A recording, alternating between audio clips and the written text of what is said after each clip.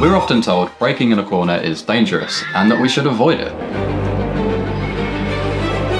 And for good reason. That guy just used his front brake whilst leant over. Look what happened to him. So we definitely shouldn't use the front brake whilst cornering then, right? Well, not exactly, and we're going to take a look at why later on. But first, let's take a look at some brakes and see what happens when it all goes wrong.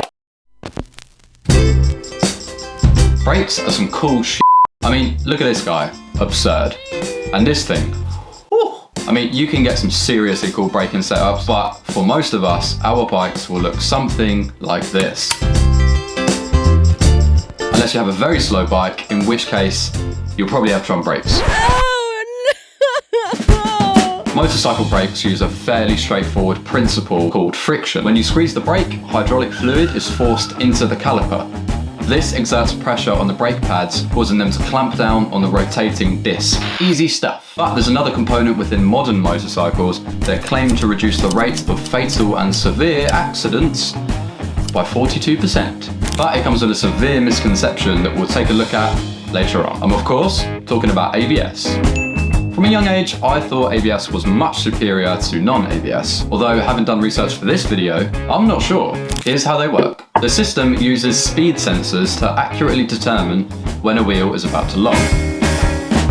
The system then adjusts the braking pressure via a solenoid, which prevents the wheel from locking. It's a fantastic system, but it does come with a common misconception that ABS is faster than non-ABS. Actually, this depends on a wide variety of things. For one, the ABS settings. For example, I've heard on a few bikes, the standard road setting is much slower than a human. However, if you throw that into race mode, you're outbraking a lot of fast riders.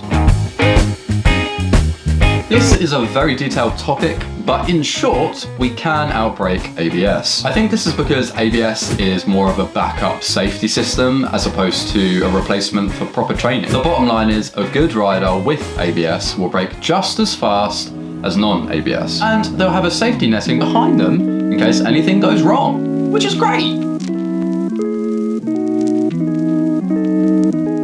Speaking of which, let's take a look at when braking goes wrong. Braking gone wrong means one of three things. Either you brake too much or you brake too little. And the third one we'll get onto later on. Now, it might be a surprise, but not braking enough normally results into you crashing into something.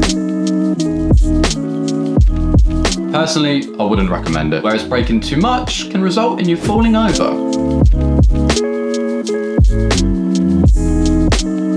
I also wouldn't recommend. Now, when braking goes wrong, there's a few things that can happen. If we grab the front brake with all of our force without allowing the weight transfer of the bike to occur, the tyre has significantly less grip, resulting in... Similarly, when we stamp on the rear brake, it'll also lock up.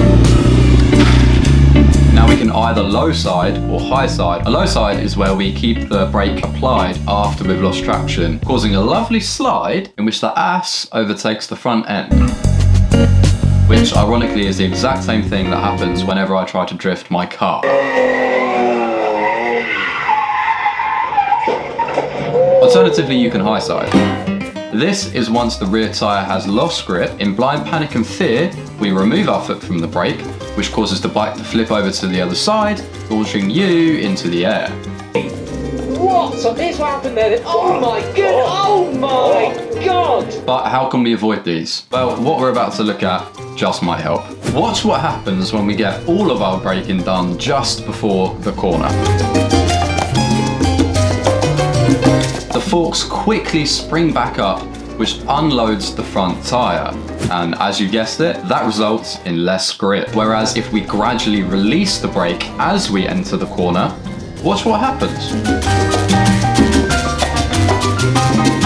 This is trail braking, and it's clear to see which one results in more front end grip. Obviously, the flip side to this is you will have less fork travel when you're mid-corner. Because obviously they're compressed as you go around, but it's probably going to be minimal in my opinion. We could also look at the very confusing concept of geometry. By trailing the brake and keeping your suspension compressed, your wheelbase stays shorter, which makes it easier to turn into said corner. On the other hand, if you release the brake right before tipping, you'll lengthen the wheelbase, which makes the bike want to run wide. Of course, if you've done all of your braking before the corner, you have a much lower speed, and with a much lower speed, requires much less grip. but I think I speak for us all when I say that's no fun. I mean, it's probably the safer option, don't get me wrong, but if you can't help yourself and you want to take a corner quickly. Now, when I found this out, I was pretty shocked because, as like all new riders, I was told to get all of my braking done before the corner. And whilst I do accept that you should continue to get most of your braking done before the corner, maybe it's not the safest option. But of course, like anything else, it depends on the rider and their skill level. Oh, and if you like cheap bikes, watch this video.